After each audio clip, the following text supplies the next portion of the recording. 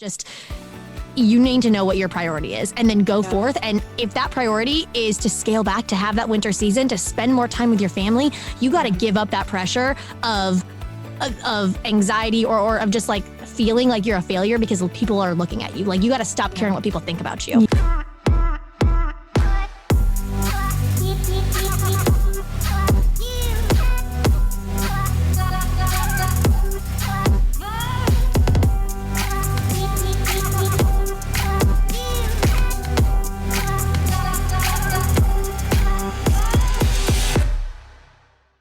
You guys, I adore the both of you so much and everything you're doing and everything you stand for. And I love like following you, and I'm just like, just know I'm over here like cheering behind my phone all the time. Evie and Lindsey, welcome so much to the show. I've been looking forward to this. I was telling you before we hopped on, I was even having like a stress dream about getting prepared enough, apparently. But I'm just so excited to hang out with you guys and catch up. I got to first meet you when I was on your show. So it's just a huge honor to have you guys here hanging out. Oh my goodness. It is a massive honor for us to be on this show and chatting with you today. We're really excited. Yeah, you are still one of our favorite guests that has been on our show. So we're ready to jam. Like, let's go. Let's go. Let's do this. Well, for everybody who's listening, I think it's really interesting for them to know. I hear that this business of yours that you guys now have, which we're going to talk about here in a second, it started with a FaceTime call among new friends. So just kind of set that scene up for us. Ooh, yes. Yeah. Maybe you want to tell us, since you were the one that instigated that FaceTime? Sure. So Lindsey and I met through Instagram, like, I'm trying to count, 8 years ago, something like a long time ago. Yeah. Both of us were just kind of like, I don't even know, tinkering around with photography on Instagram, and we just kind of we were like the connected. Visco girls, back in the day, where like you try so hard to like get the shot of your latte, like super aesthetic, and it was like, and then 2015 come up Instagram. and come up with this like super hip, clever, like short and sweet caption. Like that's very latte much on a Sunday. Whatever. Yes. So we connected on Instagram for years, at least like I think 2 or 3 years. We followed each other, really connected. We did like some like follow Friday chains when those were a thing on Instagram. And then fast forward years in, and Lindsey was in Northern California because her husband was in like Coast Guard training. And I was in Northern California going to a ministry school. We were still hours apart from each other, but that was much better than states apart from each other, which is how it had always been. So we met up and exchanged like a photo shoot, and just instantly, we'd already been good friends online, but meeting in person, we were like, oh, I think the first time Lindsey, looked at me and said, we're going to be friends until we're old and gray. Or I said it. I don't remember. One of us said that. Which is insane looking back on it, like before we started anything together. Yeah. And the first time we'd met in person. Anyways, it was such a God thing and such a God story of connecting us and just making it apparent that there was something there for years to come. So we had each other's phone number at that point. We're like texting, hanging out, whatever. And then it was probably like a year later or 6 months later, God placed a dream on my heart to start educating and serving photographers through like a workshop. And I was like, I don't really want to do this alone. And I instantly was like, Lindsey Roman is the person that I need and want to do this with. And so I called her up on FaceTime. She was at a coffee shop with another fellow friend of hers.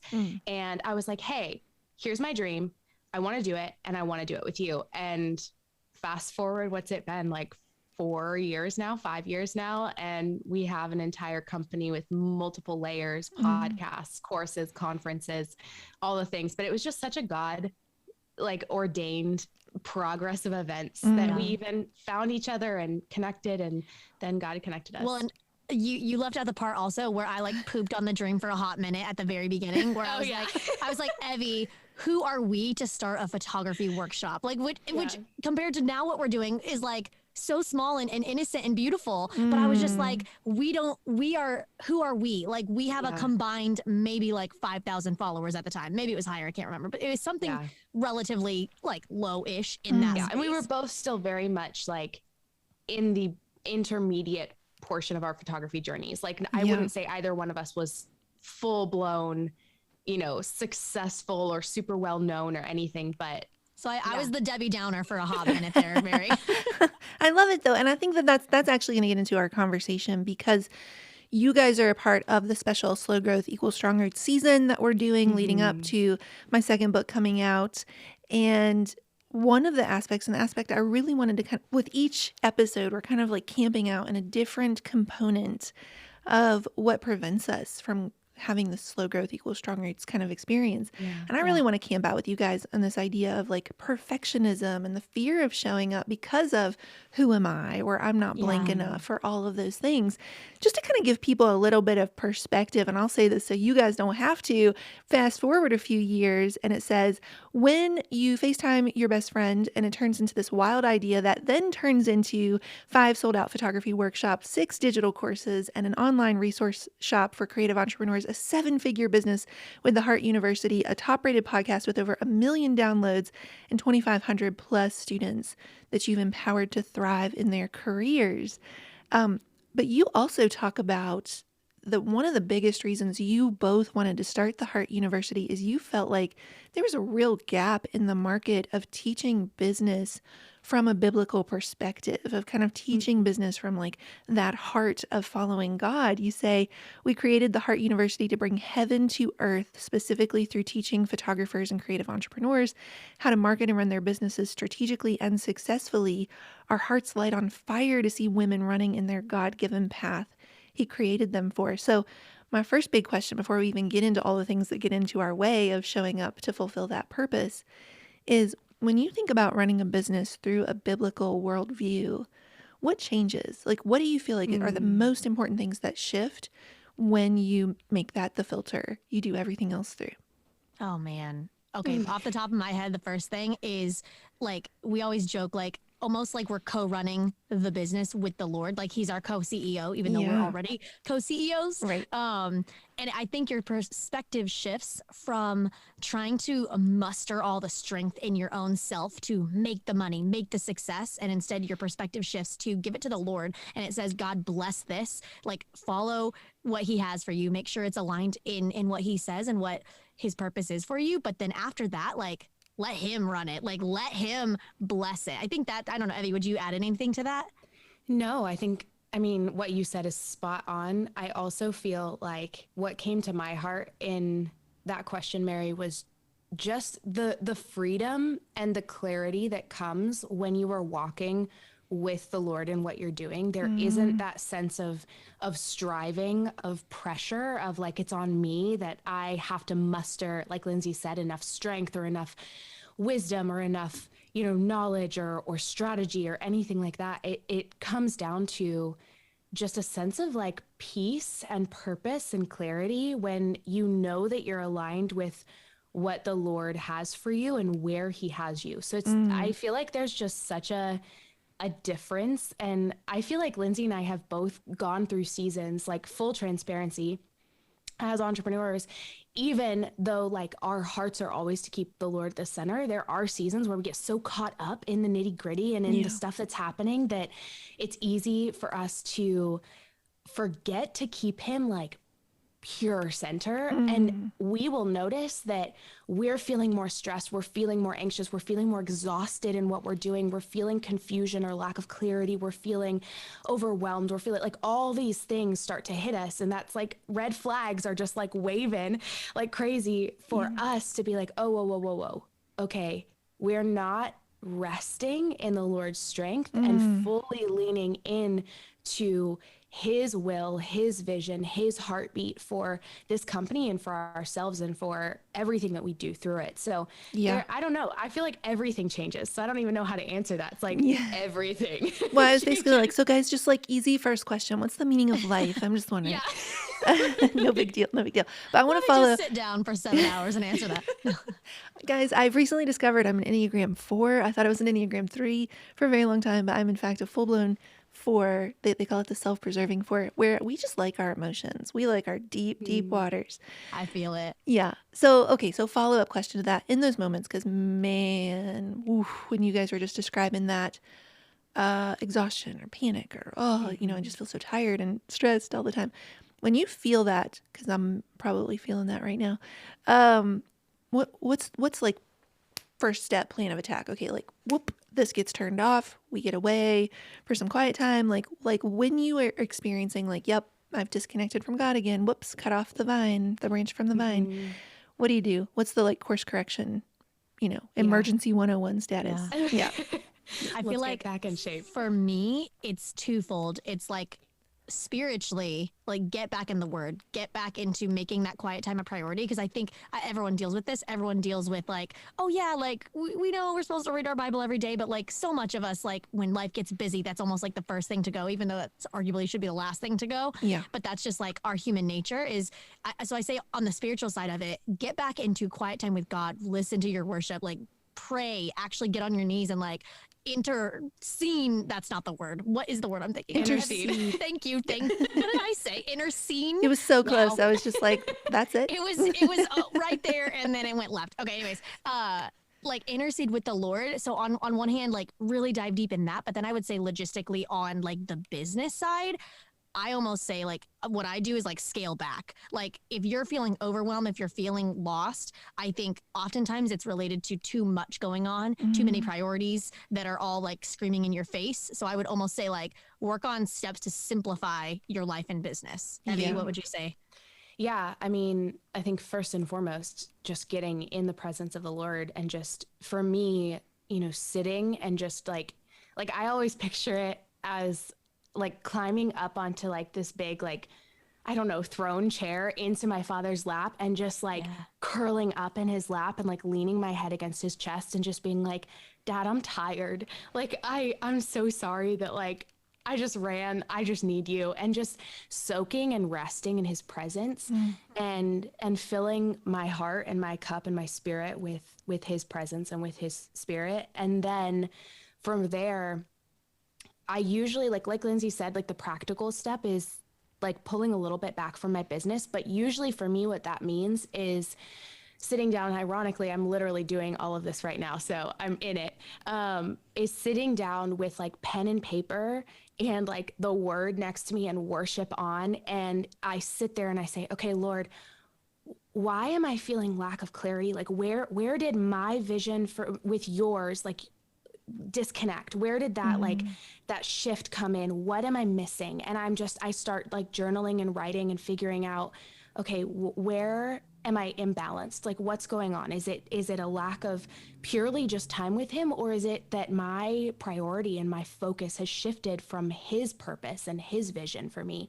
And I just begin to write it all out, and usually it turns into this whole like brain dump, heart dump of I need to eliminate this. I need to shift this around. I no longer am going to strive for this project or for this result, and completely changing my goals, my vision, my purpose. So it's a lot of like resting in the Lord first and foremost, getting back in his presence. But then secondly, for me, it's like an actual like bringing the CEO, like the Holy Spirit, back in to the business and being like, okay, I think I went off the business plan. Can we rewrite the business plan again? And like, it's writing it down, because that brings the clarity, and it's just me pressing into the presence of the Lord and being like, remind me of what you have and the vision that you have for this company, because I'm gonna stick with that. So yeah. Oh man, that made me tear up when you said, Dad, I'm tired. I was like, oh, whoop, gotta hold it together. Okay, so all of that is like I'm gonna like hit replay on that when this is over, because I need to do all of that. Both of those were so good. Now let's talk about the flip side of that. And this is the tension and the challenge I think all of us feel, but I feel like you guys got to feel this, especially because it's a sweet spot that you're teaching in, is like this concept of abiding and getting back into God's presence and like purpose and his will. And, for me, a huge component of that is like bringing this message of slowing down, and slow growth equals strong rates.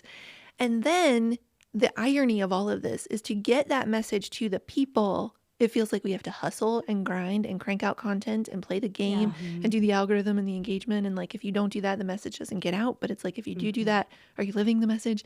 And it gets really like meta, it's like, in the name of getting this out to you, I will not do these things. And it gets really, and I'm feeling very like disconnected from the business plan. I'm like, God, I don't know like how this works, because none of it seems to be working right now with Instagram or whatever. So I think there are probably a lot of people listening who are like, yeah, Instagram is dead to me. I'm so mad at it. So talk about how you guys are able or like think about creating as much content as you do while still having a very rich interior life and a very rich spiritual life. And like, we'll go into this in a little bit with like teams and stuff, but first just give us like the big picture of how do we, in the year of our Lord 2022, how do we show up without losing ourselves in the process? Yeah. I feel like that's like just the question of the year. That's the question of every entrepreneur of all time. Yeah. Lindsey, do you want to go first or you want me to? You can. Okay. I think there's a lot to be said. The first thing that came to mind, Mary, in your question was there's a lot to be said about operating in our zone of genius, and the fact that that can actually bring us a lot of life and a lot of excitement and energy instead of draining us. And I think Lindsey and I really learned that last year in our company, because we love a lot of things in running a company. We both really love a lot of the high level strategy and funnels and, thinking through. But last year we put too much of ourselves into that type of thing, and it actually sucked a lot of life out of us and wasn't filling our cups. It wasn't, we weren't operating in like, can we do those things? Sure. Is that our zone of genius? Like the area where we come alive and we feel energized? No. And I think for entrepreneurs, that's important to recognize. Like that's one way. When you're operating in your zone of genius, you can be putting in more quote unquote work or more effort, but it's actually filling your cup and it's making you more energized. Yeah. And so recognizing that, I think, is huge. And, we don't have to dive deep into teams yet, but that's where teams are really vital and can actually help just save your sanity in recognizing, okay, I don't love social media, but I don't mind, creating reels or creating content. I just don't like posting it and the logistics and all of that. Maybe hire a social media manager. You don't have to do everything in your business at all times. So that's one thing that popped into my head. Just recognizing the areas where you're actually filled up and trying to just operate out of those as much as possible, because that's going to bring more life, even though you are putting in that effort. Yeah. The other thought I have, and I'd actually love to hear your thoughts on this, Mary, in return. When you were talking, I was just reminded, the Lord's really been speaking to me lately of just seasons, and that there actually are seasons of push and of like what we would call hustle. And those seasons are, in my mind, what I believe the Lord's been speaking to me, healthy and normal. It's those seasons of like, the harvest, like if you're talking about planting and farming or anything, and there's a rush to, really get in there and pull all the grain out of the fields or, whatever. Yeah. But then there also has to be like a winter season of rest, and there's not a ton of planting going on. There's not harvesting happening. It's a season of rest. And I think in entrepreneurship, I've found that we can either villainize hustle and make it as if like you should never be, pushing. But then I think we can also villainize like the rest and be like, you're lazy, you're unproductive. And I feel like there has to be like an ebb and flow. It's like, the waves of the ocean. There's times when they're like pushing up to sand and times when they're pulling back. And it's natural to kind of have those seasons of, I don't know, the scale tipping. Yeah. And I think that's where, for entrepreneurs, if you're in a season where you've been pushing, which was Lindsey and I all last year, this year is now a season of us pulling and just like resting and operating, reevaluating, going back to our zones of genius and doing the things that really fill us up and filling in the gaps in our team to uphold the other parts of the company. Yeah. So I don't know. I feel like for entrepreneurs who are maybe sitting there being like, I'm just so tired, it might be a season for you to just rest and figure out how can you bring other people on? Can you maybe slow down? Can you maybe try like a different route that's going to go a little bit slower? Yeah. Or maybe you're in a season of just embracing the push, the harvest, and trying to find your zone of genius in that to be the most energized in that push season. I don't know, Yeah. Lindsey or Mary, do either of you have other thoughts on that? Yeah. I mean, I think first of all, I think that's so good. And I think that's really wise.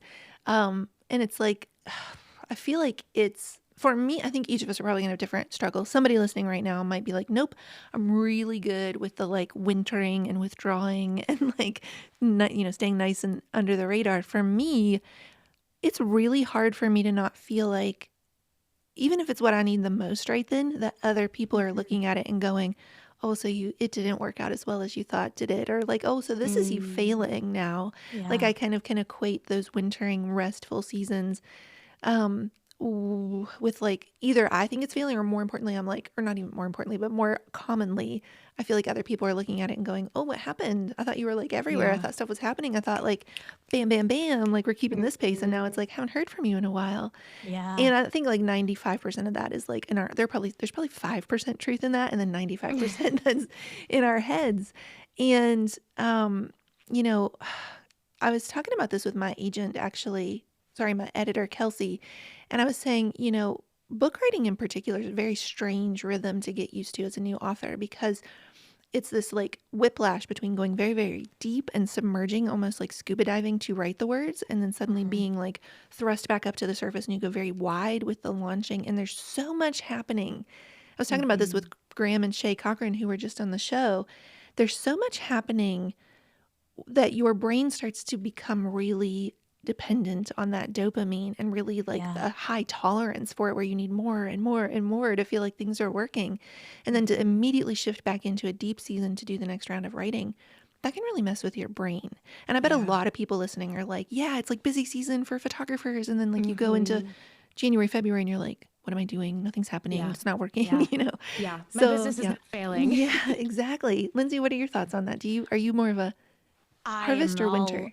All about this conversation. I think I'm an Enneagram 3, so my natural is to like go strive. Like I am naturally inclined to pull my worth out of achievement, which is obviously like Enneagram 3. We're working on it. Yeah. But I just, even as Evie and you guys were, or both of you were talking, I think the biggest thing with kind of feeling that pressure to perform, or that pressure to achieve and hustle all the time, and especially what you said, Mary, of like people looking and being like, oh, that you're failing because you're not maybe going as hard, you're not launching a book, you're not doing all these things. And just from personal experience, like Evie said, last year we were just launching like because it's fun, quote unquote, until you start doing it again and again and again, and it gets like very stressful.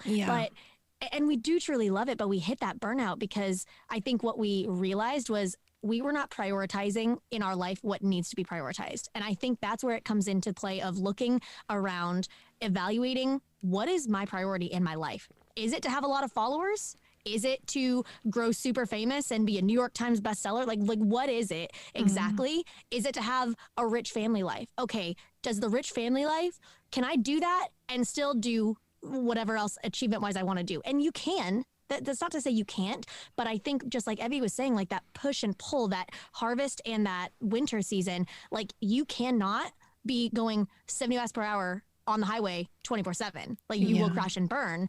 And I think evaluating what your priorities are, like we looked at our last year of just like launching 24/7. Every month there was a new thing, and we were tired. Our team was tired. We were going 70 miles per hour on the highway and not stopping. And so reevaluating 2022, we were like, we need to stop. We need to put the priorities of our life that actually are important at the top, which for us, we realized was family, was rest, was having months where we just could do something for fun and have it not associated with work at all because it fills our soul. Like when was the last time, we even talked about this, when was the last time that we did like a photography shoot just for fun?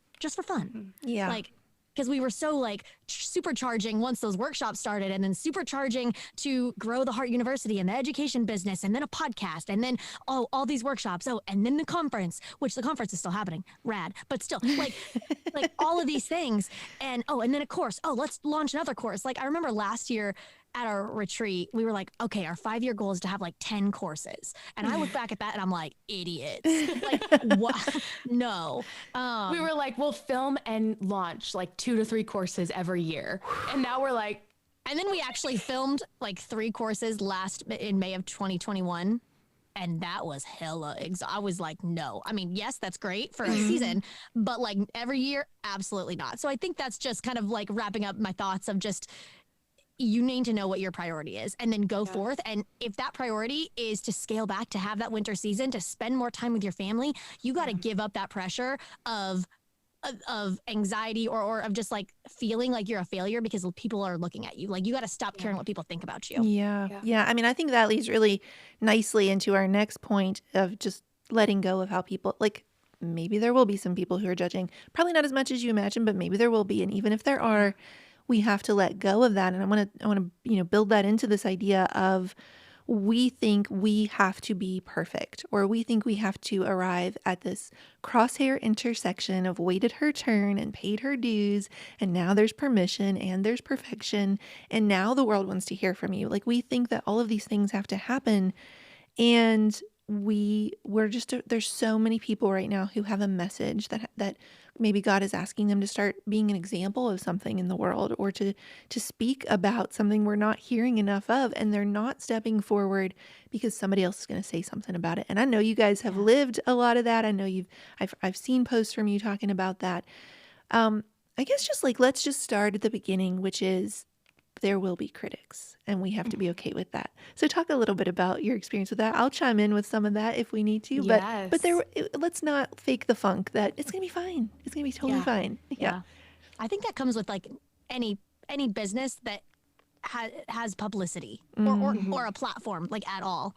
Like just like you said, Mary, like there will be critics, and there will be more critics when you fully stand and own who God made you to be, and don't water down or shy away from who he created you to be. And that's beautiful. And there's going to be people that when you're stepping into your calling that are not going to like that. Yeah. And that's okay. Like if everybody on earth loves you, you're probably not like owning who you are and walking in that. You're probably like balancing the line and like tiptoeing around everyone's opinions, and everyone's like, oh, I don't want to offend them. Oh, I don't want to. Oh, okay. Let's not push that out. Like, oh, that might.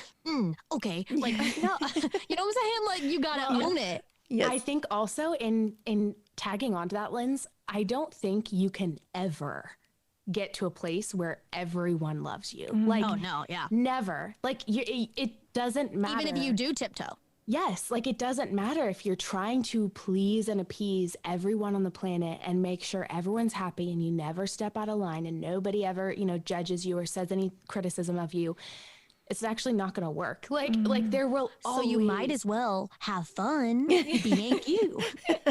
And just embracing who God's called you to be, because there's so much freedom and clarity and just, I don't know, like there's a fire when you are operating in who God has called you to be, and a purpose, and just so much fruit that comes from being connected to the vine and being connected to who God has called you to be and what he's called you to do. Whereas if you're trying to like disconnect yourself from the vine and be this little branch and be like, look, I have buds and I'm about to, oh wait, no, you don't like that? Okay. What if I like push forth some leaves? Oh wait, you don't like that either? Like there's just this exhaustion that comes from not being who God has called you to be and not operating in that. And you're never going to make everyone happy. So you might as well make the Lord happy. Yeah. Oh, dang. Yeah. Also, I feel like there were like 4 different parts of like the last 2 minutes that I just want to turn into memes that I can like play over and over again. Cause man, that's some good stuff right there. And I feel like this idea, well, let me just read this quote and then I want to ask you this question. You say, imposter syndrome has no hold on your life and your business unless you let it. You are worthy of believing in yourself and not allowing fear to keep you playing small. Post the dang content you worked so hard to create. Talk about the business because it's dang good and the world needs to see what you bring to the table. We are all in this process of learning and growing, and none of us have it all figured out, but holding yourself back is never the answer. So I'm curious for each of you, when you think about the woman who's like finger hovering over the post button and then just like, oh, maybe tomorrow. And I have talked to a lot of friends who actually literally do that. Like, oh, I know I need to do that video, but I just, maybe tomorrow. What do you think is the most common thought that goes through their head? Like, there are probably a few of them, and I want to talk about some different angles. But for you, what is the biggest one keeping people stuck? I think it's fear of what people will think, which kind of goes a little bit to what we were talking about. Yeah. I think it's fear of not being enough or not being seen as enough. Yeah. And to that point, I want to say this. When you hold yourself back from showing up with the message that God has given you to share, you are innately like there's someone out there that might need that, and you're worrying, your focus, your lens, your magnifying glass, whatever you want to call it, is on yourself. So you need to take that off of yourself and put it on the other person out there that needs you to show up imperfect, messy, raw, like that. You need to get over yourself basically and show up and give that person the value and the gold and the blooms that God has put in your heart to give to them. And if you get in your own way and stop yourself from showing up out of fear of all the things, of people's opinions, of oh, I won't be worthy enough, I'm not cool enough. Y'all, if you're watching this on YouTube, I am in my mom's closet. Like Mary over here is in a beautiful like studio with her like branded microphone, which that's dope, first of all. But like, if I stop myself from showing up because I'm in tungsten light, my photographers will know this, with like my mom's clothes in the background, like I could get all up in my head and be like, oh, I can't do this podcast interview. I'm not in a perfect situation. But no, somebody out there needs this interview. And that's not me being like pompous to ourselves. That's saying, God, I give this to you. I'm not in the perfect scenario. I'm not perfect, but you are, and I'm going to follow where you lead me. All right. That's all I have to say. Wow. Yeah. That's so good. All right. That's all I have to say. We'll just mic drop there and wrap up the interview. Sorry. And we're done. I meant like hand the mic off to y'all. No, that's so good. I think to add on to that, because I know it's so easy to maybe sit there and listen and be like, okay, Lindsey, that's awesome that you're showing up. That's awesome that you're pressing post. That's awesome that, you've identified the power behind that.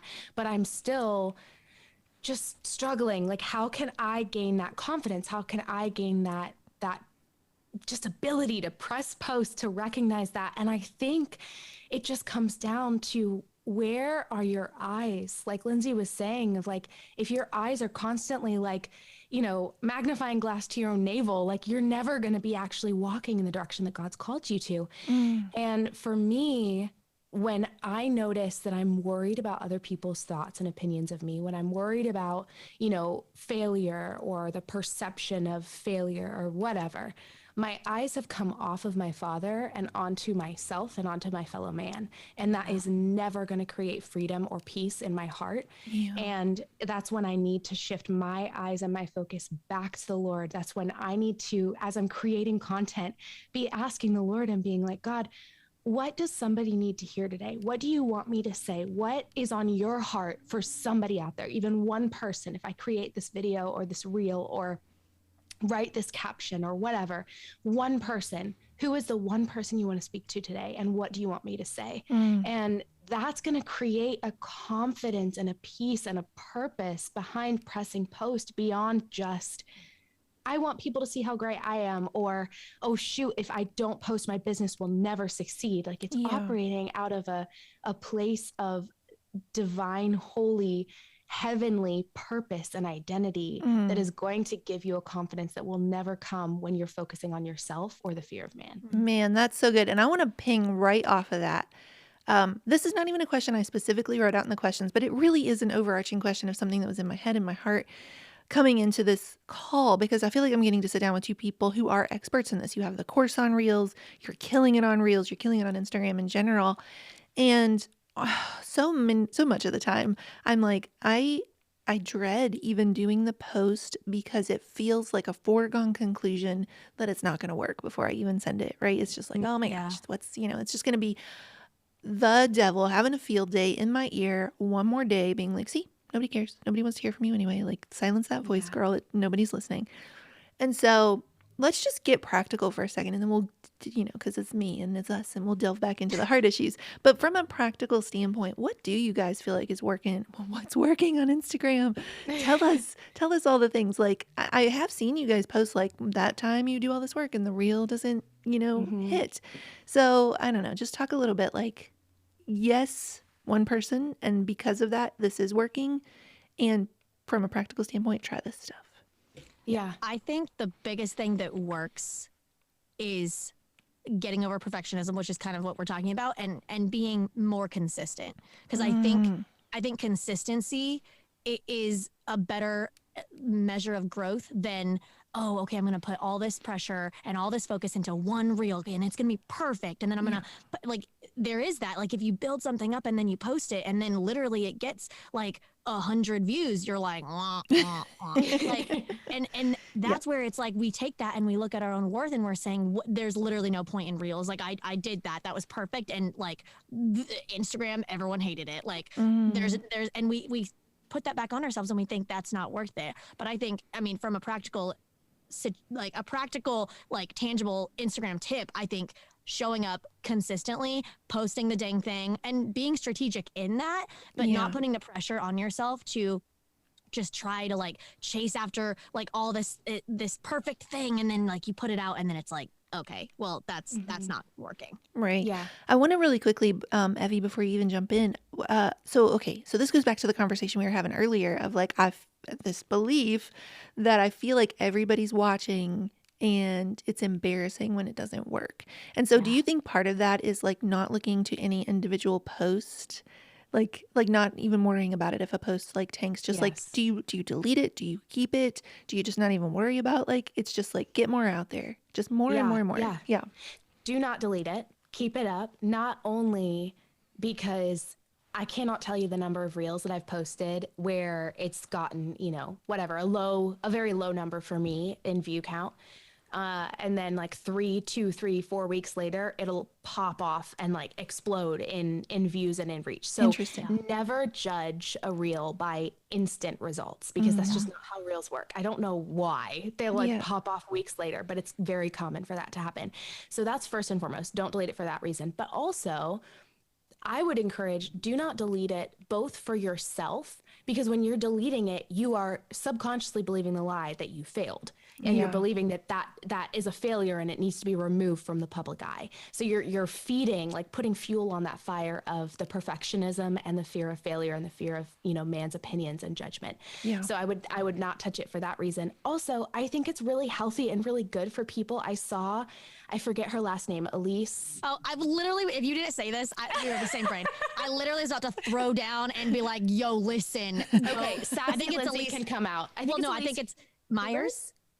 I can literally look right now. It's Elise Myers. I'm pretty sure she like just does like super candid videos all the time, but she did a post on this and I shared it and it was Elise Myers, that's it. Anyways, she did a post that was saying like, don't delete your content, because what it's doing is if you're deleting all the content that quote unquote doesn't go viral, what is that telling someone who goes to your feed? Oh, perfection is attainable. Someone that doesn't know you is coming to your feed and they're seeing all these like 1 million view reels because you deleted all the rest. And so it's putting a viewpoint on content that's unrealistic. It's like saying, oh, so there is a way to get every single reel that you create to 1 million views. And so I'm clearly not doing right because that's not happening to me. Yeah. And so it's, and then it also goes back to the thought of like, maybe it didn't do well, but maybe there's one viewer out there that needs what that reel was about or what you had to say, or whether maybe it's a static post and you're like, oh, it didn't get that many likes. Well, maybe somebody saw it and by ripping it away, I mean, you're deleting it, but that's just more of a visual, like you're ripping it away. You're preventing the Lord from working through that post in someone's life. Yeah. Wow. That's so good. And also like, I mean, oh man, oh gosh, I have so many things to say to that. One is like, I've had it where I'm like, man, that post just did not do anything. And then I'm like, oh wait, let me go look at saves and shares and like dig in a little bit more. And it's like, it had like 3 likes and 1 comment or whatever. I'm exaggerating, but like generally speaking, something like that. But then it was like saved and shared a couple hundred times each, Yeah. And I think that's another thing that's really messing with people's head right now is that Instagram to me has shifted more to like television in the sense that we're watching it versus interacting with it. Yeah. Like I'm not messaging Mariska Hargitay to be like, super loved that SVU episode. Even though I super did, and I might share it to my story and say, go watch this episode or whatever. Right. So that's just really helpful to me, is to just kind of like get over yourself a little bit. But I don't know, like, I guess just talk a little bit about also from the side of like audience growth, because that's something else I've been experiencing is like, I've been pretty much stuck at the same number. I mean, I gain followers, but I'm losing followers, especially as I've shifted more from photography to talking about, God and the work I'm doing now. Are you guys finding traction on anything in particular? Just keeping it super practical for a second on Instagram that is growing the audience. Is it Reels? Like, are you seeing the numbers move, or is it more like engagement with the audience you had?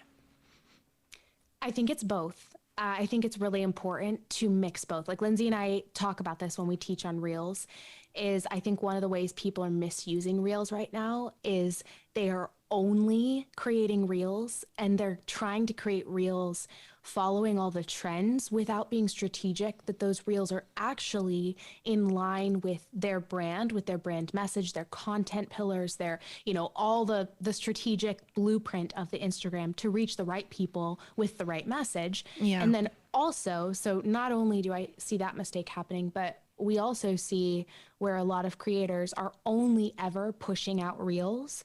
And unless that's your entire, brand is like you're a video creator, whatever, which is totally fine. There's nothing wrong with that. But for a lot of entrepreneurs, you're not. You're not just a video creator, influencer on Instagram or YouTube or anything like that. Typically, you have a product or a service that you're also trying to sell and a community that you're trying to build. And I think it's really important that you pair Reels with all the other tools and facets of Instagram. So Lindsey and I can go super deep on this, but I'll just hit like a surface level front perspective of it. Utilize stories. People might see your reel and pop over, and they want to see that instant connection of like, okay, so what is Mary like on a day-to-day basis? What is she up to today? What kind of content can I expect to see on her stories? And then as well, bingeable, like stalkable content that somebody could find a reel, be like, wow, that struck a chord. Let me see this person's page. And if they go over and it's all super short and quick reels, which are doing really well right now, so there's nothing wrong with using super short and quick and snappy reels. But if that's all you're creating, there's no depth. There's nowhere for anyone to drill down into and to find the heart of your brand and the heart of your mission. So yes, short answer, Reels are really pushing right now on Instagram. It's going to get you traction if you are strategic with them and consistent with them and, having them align with your brand mission. You're probably going to get a decent amount of views and people coming to your page, but you have to have that depth. Like Lindsey and I have used the example of the Reels are your storefront display. People walking by on the street, you're going to be like, ooh, I like that mannequin, that outfit, that's cute. Yeah. But then they walk in the door and it's a bare, empty warehouse with nothing in it. They're going to be like, okay, see ya, and walk back out the door. There has to be something of depth and of tangible purpose and clarity for that person to consume, to absorb, and to then fall in love with, and a community for them to come into. So I think it's a mixture of both. Would you say anything else, Linz? I want to also add on to this, but from a completely different perspective.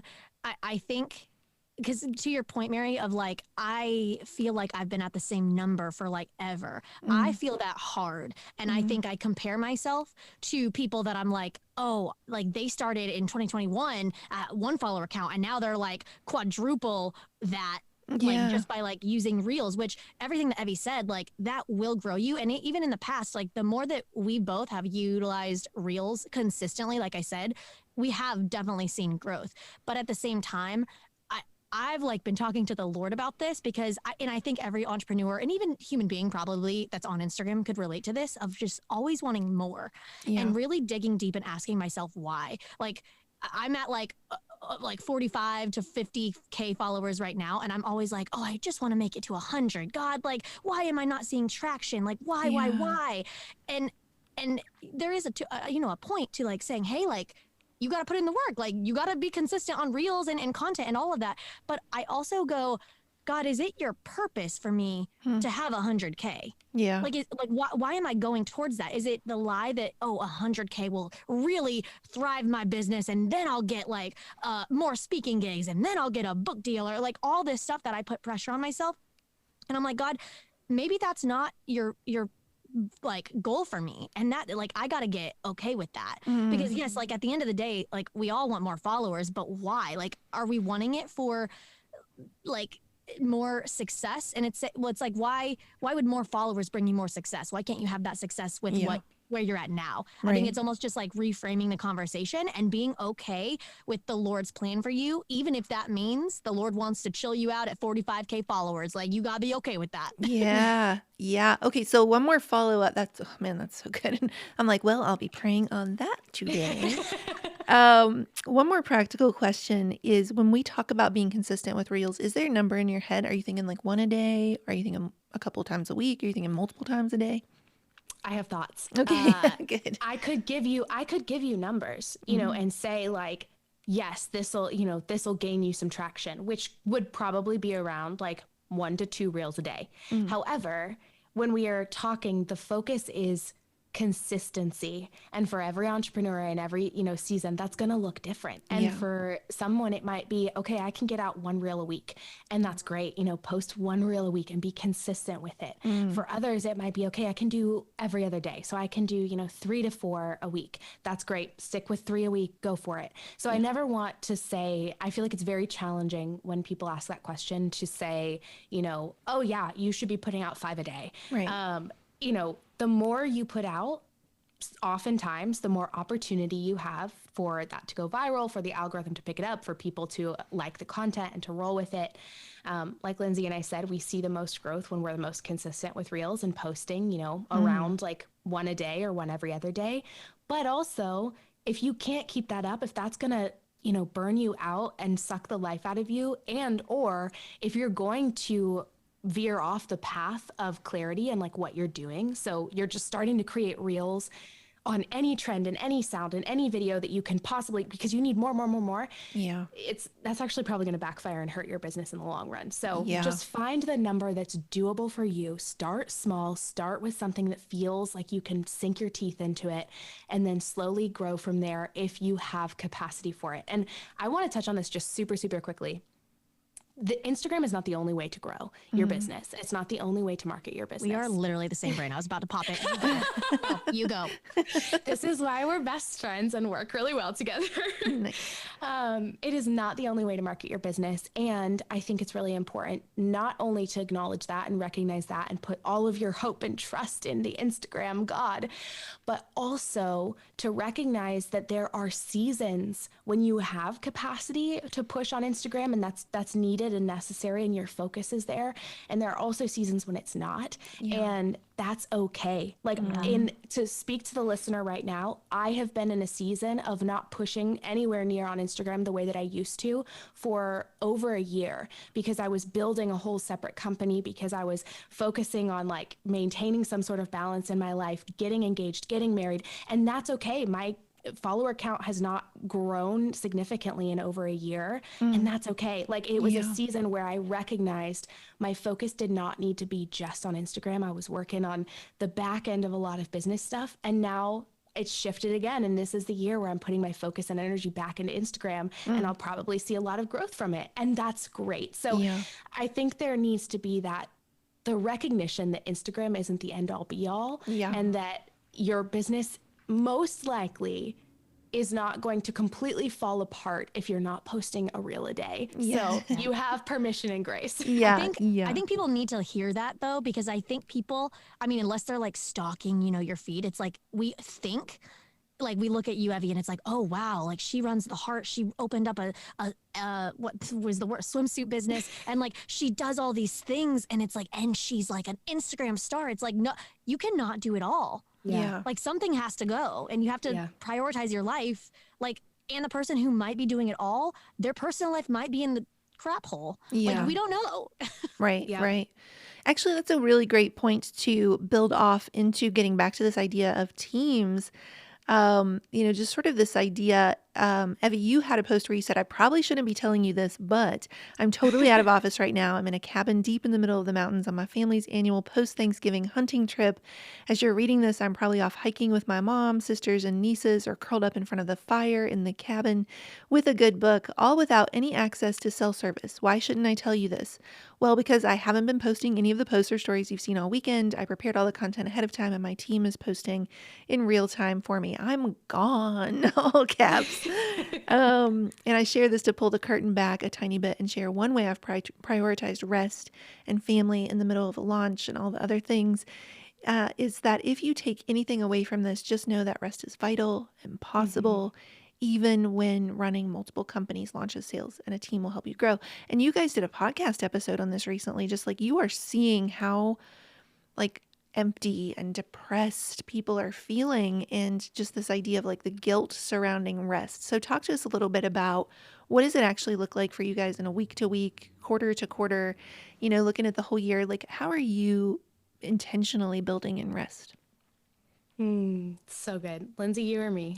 The only thing I'll say is we learned a lot from last year. Yeah. Like I said, of just launching like apparel. Oh, a subscription. Oh, here's an Instagram course. Oh, we're doing a conference. Like, I mean, which none of that is bad, but we were just slightly psychotic in just like how much we did. Yeah. And so, like I said, something that we're learning this year is to pull back into really focusing on nurturing who we have and really focusing on like building that relationship with the people that are here, and then like welcoming people to the party. And so something that we're doing specifically is to not do near as many launches this year, and to really savor what we have, so that we don't have to, we're trying to do a new way of working. And so something that we're doing, me and Evie we're trying to both pick months of this year to take sabbaticals from. And that's a really nice blessing to have like a co-partner in business. That's not what it's called. A co-CEO, co-founder. Thank you. I keep saying thank you when nobody gives me the word. Okay, it's fine. It's like I talk to myself. Can you tell too much? Thank you. Okay.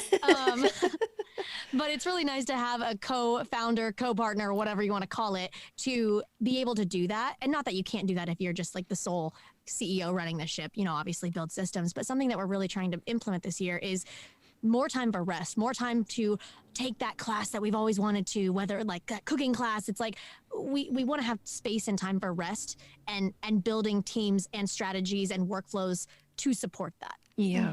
Yeah. I think to tag on to that, I mean, we, like you said, Mary, we just did a whole episode where we basically like beat down the lie that rest is unproductive. And I think I just want to like super briefly touch on that and just say that rest is very productive. And if anyone listening to this has ever experienced burnout, then how, just horrible it can be, and how much it can, strip you to like the ground, and just, it's hard. And recognizing that hustle without rest, like that, not having any sort of balance or rest, will actually drive you and your business into the ground. That's so important for entrepreneurs, especially achievement, driven entrepreneurs. And there's nothing wrong with getting excited because you accomplish something. But the problem can be when that becomes our identity, or when that becomes our sole focus, and not in being aligned with the Lord and in working in his timing.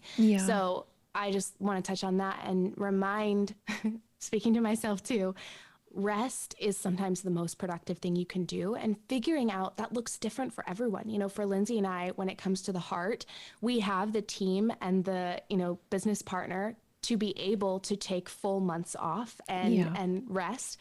But at the same time, that might look like choosing to take 2 days off every weekend, Saturday and Sunday, to rest and recharge, do something creative that inspires you on Saturday, and on Sunday, just fully rest and do something that completely refills your cup. So that might look totally different for other people. For me, on a practical level as well,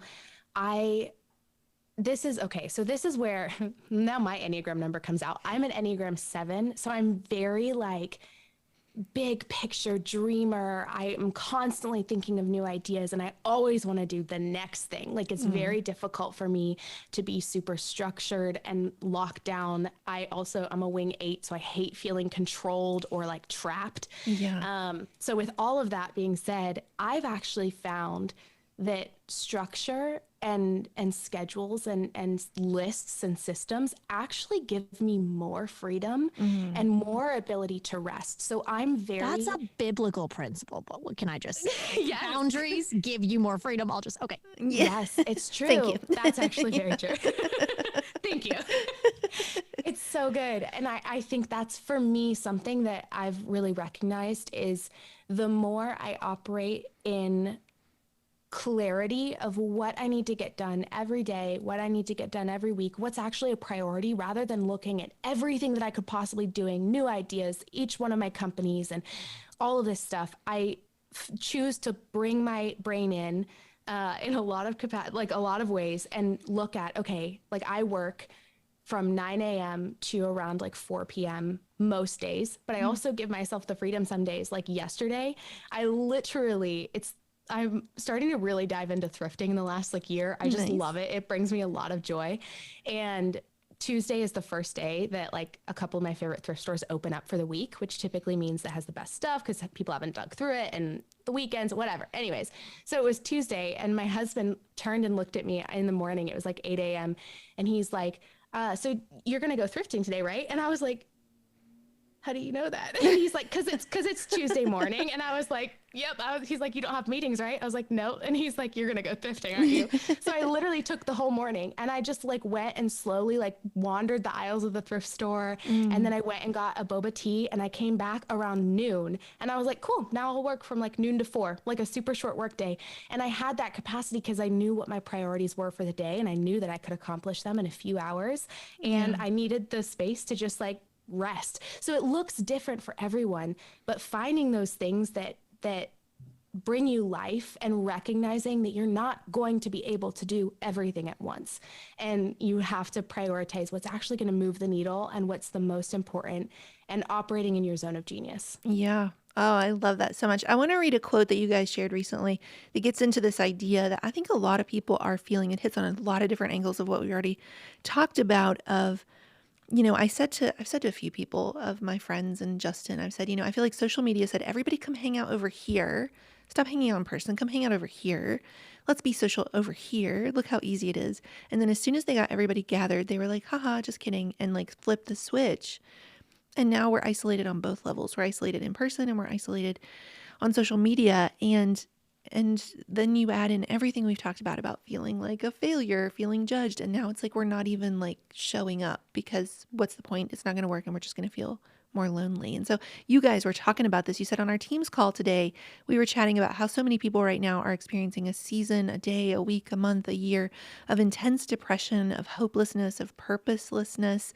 And after the meeting, I just quietly felt God nudge my heart that someone out there needs to read this message today. This season will not last forever. A bad day or month or even year does not equal a bad life. And can I just say this? The enemy thrives in twisting your mind to think that you aren't good enough, aren't talented enough, aren't loved enough, aren't popular enough, aren't worthy enough. He delights in making you feel hopeless. He gets jazzed when you feel like you have nothing to add to the world.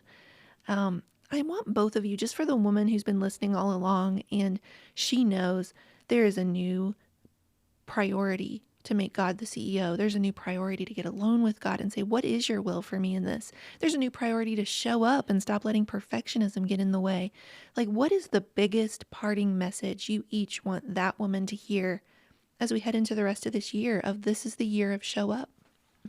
I mean, I almost feel like I want to circle it back to just what we said at the beginning, Mary, and kind of the heart behind everything that we've said and that we've talked to. I feel like it just keeps coming back to just set aside all the distractions, like everything that's clamoring for your attention, that's demanding and screaming that you put your energy, put your focus onto that. Just lay it all at the foot of the cross, climb up into the lap of your Father, and just rest in his presence and just allow his strength to be your strength and allow his vision to be your vision and allow his clarity, his purpose, his calling, his joy, his peace, all of it to fuel you. You are not meant to do this on your own. You are not designed to operate in your own strength. You are not supposed to just strive to produce fruit and strive to reach these goals. If God has called you to something,